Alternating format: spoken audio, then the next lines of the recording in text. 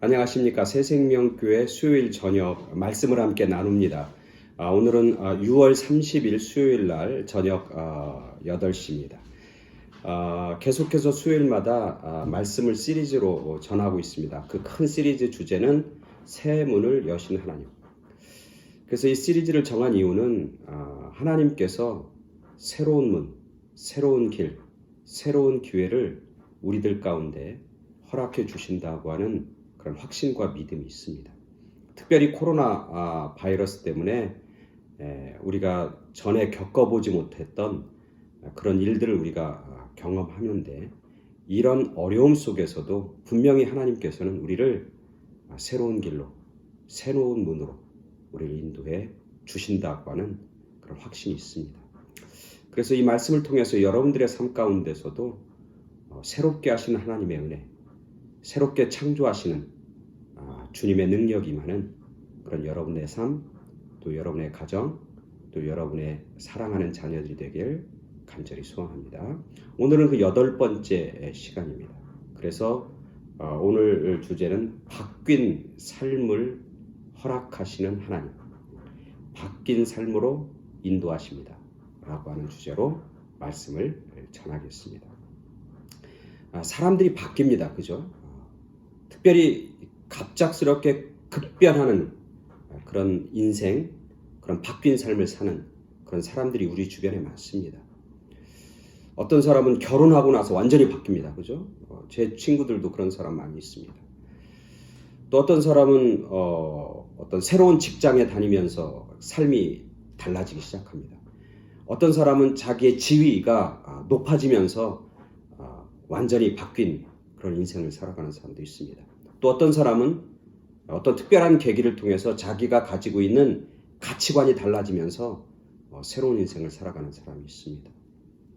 제가 처음에 목회할 때입니다. 전도사로 목회할 때인데 아주 시골에서 목회했습니다. 교인들이 얼마 안 되는.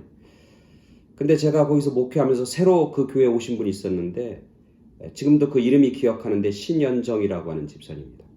그분은 진짜 완전히 바뀐 삶을 산 분입니다.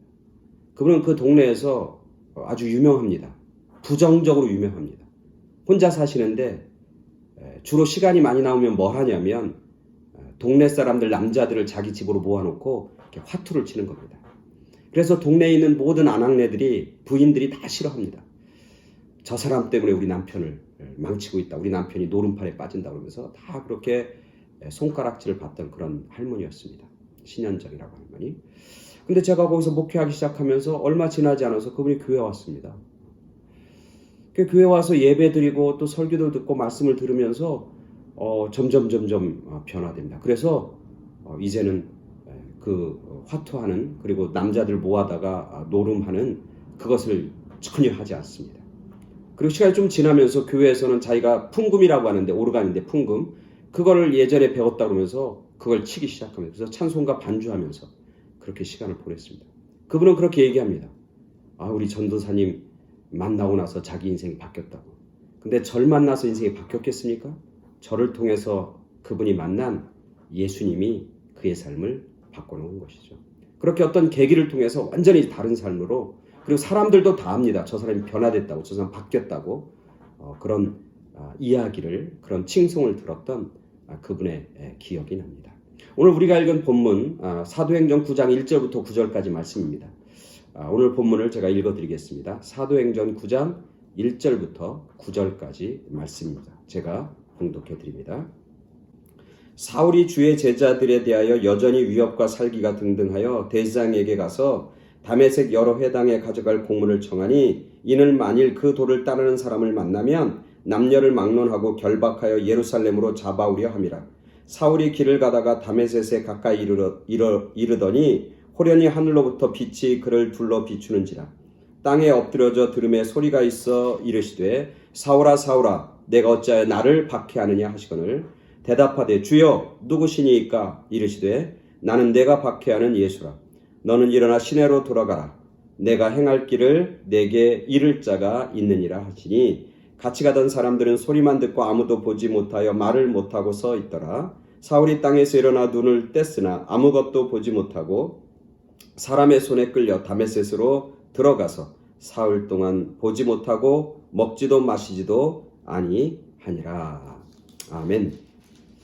우리가 너무나 잘 아는 말씀이죠. 사울의 이야기입니다. 사울은 성경에 언제 등장하기 시작하냐면 사도행전 7장에 등장합니다. 오늘 9장인데 7장의 마지막에 어떤 내용이 있냐면 스데반이 이제 돌에 맞아 순교하는 그런 장면이 있습니다. 스데반이 돌에 막 맞아 죽습니다. 그때 유대인들이 돌을 잡아서 막 열심히 던집니다. 거기에 사울의 이름이 잠깐 등장합니다. 사도행전 7장에 보면 58절에 보니까 이렇게 나옵니다. 성 밖으로 내치고 돌로 칠세. 돌로 누굴 치는 겁니까? 스데반을 치는 겁니다. 증인들이 옷을 벗어 사울이라 하는 청년의 발 앞에 두니라. 그러니까 사울이 여기서 처음 등장합니다. 스데반을 막 돌로 치는데 이 사람들이 막 하도 열심히 돌을 집어 던지면서 땀이 나니까 더우니까 옷을 벗습니다. 그리고는 그 옷을 누구한테 맡기냐면 사울이라고 한 청년이 맡습니다. 그러니까 사울이 그 옷들을 다 받고 뭐라고 했겠습니까? 나한테 옷 줘. 그리고 더 열심히 마구마구 돌을 집어 던져. 뭐 이렇게 하면서 그들을 이렇게 응원하고 북돋으면서 그 자리에 등장하는 거죠. 그리고 나서 사울이 이제 8장에 등장합니다. 8장 1절에 보니까 이렇게 나옵니다. 사울이 그의 죽음을 마땅히 여기니라. 사울이 그가 여기서 누굽니까? 스데반입니다. 스데반이 돌에 맞아 죽는 것이 마땅하게 여겼다는 거예요. 당연하게 생각했다고 하는 거예요. 그게 사울의 두 번째 등장하는 모습입니다.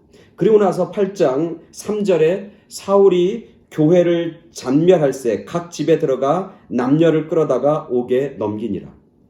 자, 사울의 모습이 계속 등장하는데 이 등장하는 모습을 보면 점점점 뭐예요? 깊이 들어가는 겁니다. 어디로 깊이 들어가는 거냐면 예수 믿는 사람들 그리고 그들의 공동체인 교회를 어떻게 해요? 점점 핍박하고 그리고 그런 사람들을 잡아 옥에 갇히게 하고 옥에 잡아놓고 그리고 그들을 죽이는 그런 모습으로 점점 깊숙이 들어갑니다. 처음에는 그 돌 던지는 사람 옷을 만고 있는 사람으로 등장하고 그 다음에는 스데반이 죽는 것을 당연히 여기고 그 다음에는 이제는 자기가 직접 나가서 여기저기 예루살렘에 다니면서 믿는 사람들을 잡아다가 옥에 가두고 그들을 잔멸한다. 그들을 아주 핍박한다. 이렇게 성경 기록하고 있는 거죠. 그리고 나서 등장하는 게 오늘 우리가 읽은 9장 1절입니다. 9장 1절에 보니까 이렇게 성경을 쓰고 있습니다. 사울이 주의 제자들에 대하여 여전히 위협과 살기가 등등하여 대장에게 가서 다메섹 여러 회당에 가져갈 공문을 청하니 이는 만일 그 도를 따르는 사람을 만나면 남녀를 막론하고 결박하여 예루살렘으로 잡아오려 함이라. 자, 사울이 지금 뭐 하는 거냐면 9장에 보니까 이제는 자기가 예루살렘에서 예수 믿는 사람들을 잡아서 옥에 갖추는 것으로 성이 차지 않아서 여전히 살기가 등등해서 대장에 가서 문서를 하나 만듭니다. 그리고 그 문서를 가지고 어디로 가냐면 예루살렘에서 떨어져 있는 다메섹이라고 하는 도시로 가서 그곳에서도 여전히 그 예수의 도를 따르는 사람들, 제자들을 잡아다가 예루살렘에 끌고 와서 옥에 집어넣으려고 그렇게 사울이 이제 그 길을 떠나는 모습이 등장하고 있는 것이죠. 사울은 계속해서 자기의 길을 가고 있는 거죠. 자기의 길을 가고 있는 겁니다. 그런데 오늘 우리가 읽은 본문에 보니까 그래서 이제 그 모든 것을 다 갖추고 다메섹으로 가는 그 길가에서 이제 누구를 만나냐면 예수를 만나는 겁니다.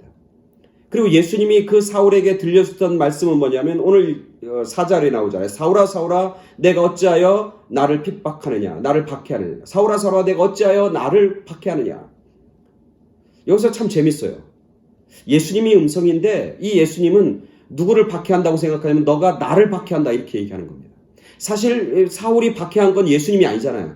엄격히 얘기하면 성경은 누굴 박해하는 걸로 나오는 거냐면 예수 믿는 사람들 그 도를 따르는 사람들, 제자들, 그리고 그들이 모여있는 공동체인 교회. 그래서 사람들을 박해하고 교회를 박해한다고 이렇게 성경을 쓰고 있는데 오늘 주님은 뭐라고 하냐면 사울에게 나를 박해한다고 쓰는 거예요. 얘기하는 거예요.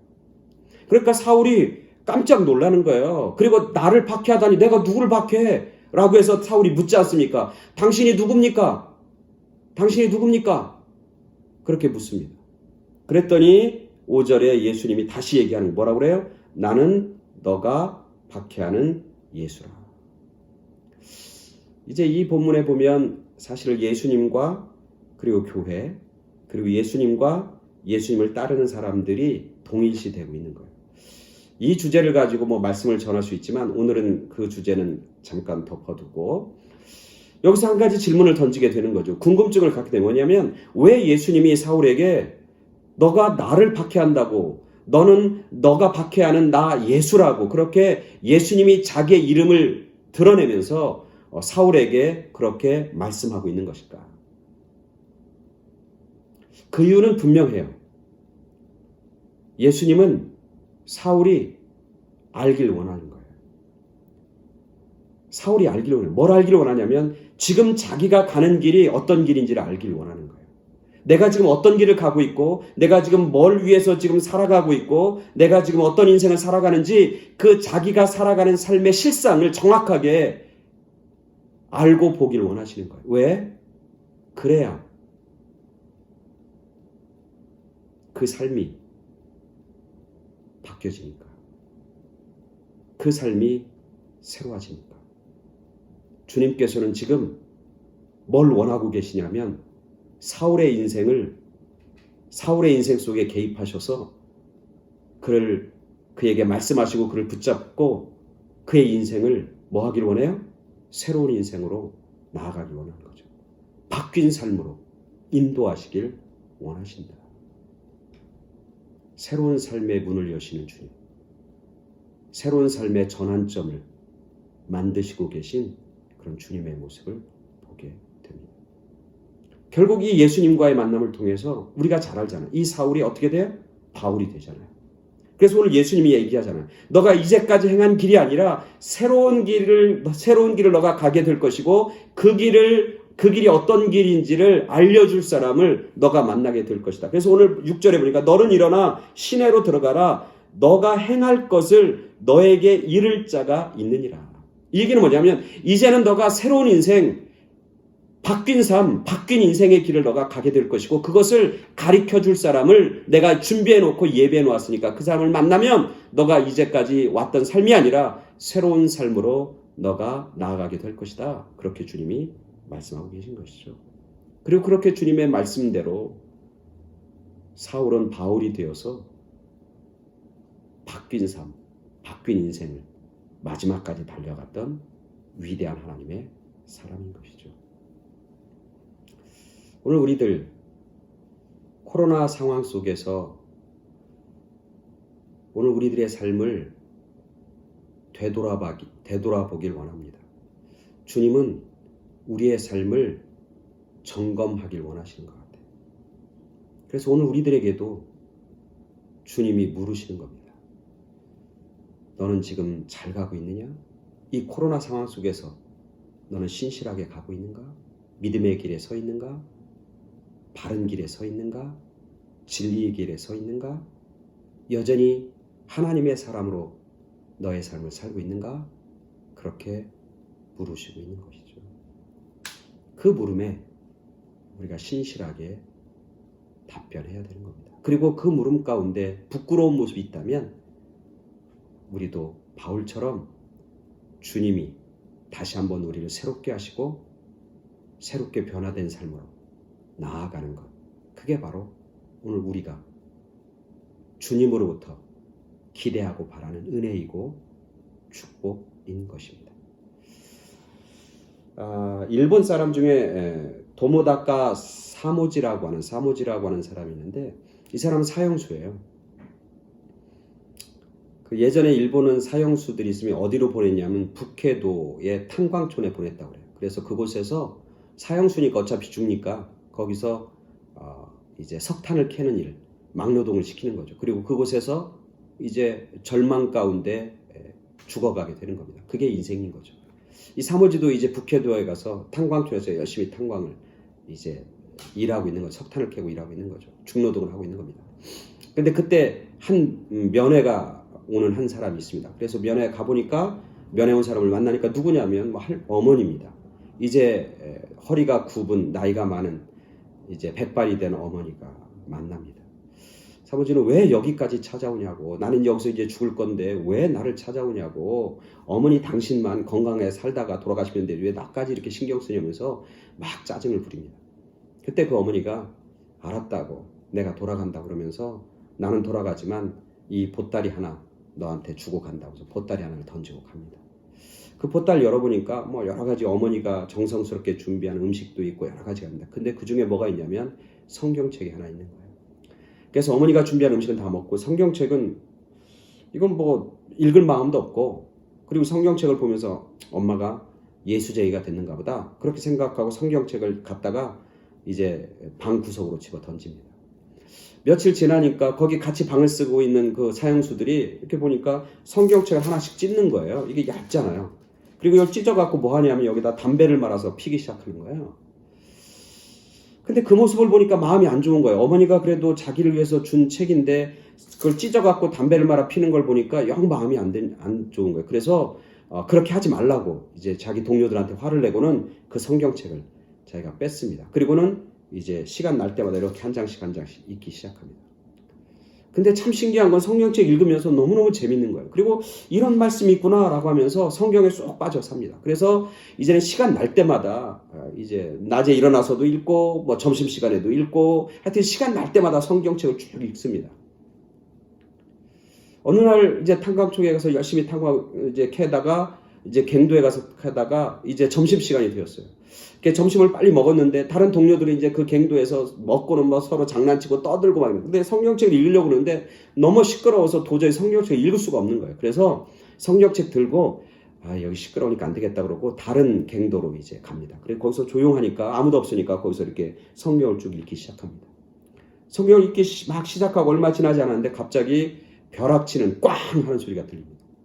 그래서 깜짝 놀라서 가보니까 자기가 석탄을 캐던 그 갱도가 무너져 내린 거예요. 그래서 그곳에서 일하는 37명이 그 갱도에 갇혀갖고 다 목숨을 잃습니다. 그 사건을 경험하면서 이 사모지라고 하는 이 사람은 그렇게 고백합니다. 하나님이 나를 살렸구나. 내 인생은 이제는 내가 아니라 하나님의 것이구나.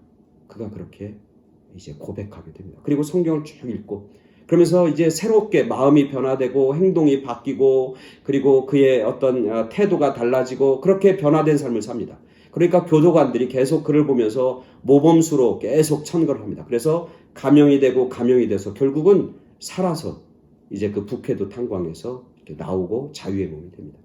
자유의 몸이 돼서 이제 누구를 찾았냐면 자기에게 하나님의 말씀, 생명 말씀을 전해준 어머니 먼저 찾아갑니다.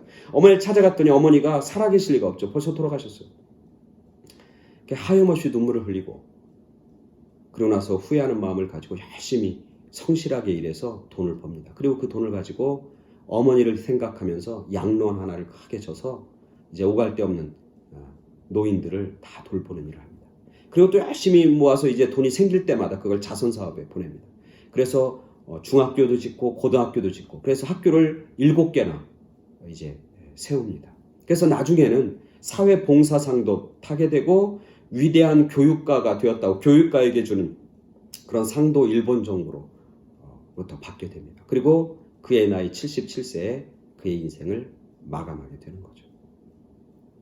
사형수, 그죠? 사모지에게는 사형수고 절망의 순간이고 이제는 인생이 여기서 끝났다고 하는 그 순간인데도 사실은 거기가 끝난 게 아니고 절망이 아닌 것이죠. 그곳에 누가 있으면 하나님의 말씀이 있으면 그곳에 누가 있으면 주님이 계시면 예수님이 계시면 그의 인생은 사형수에서부터 위대한 교육가로 사형수에서부터 위대한 사회사업가로 그의 인생이 변화되고 바뀐 인생을 살아가게 되는 것이죠.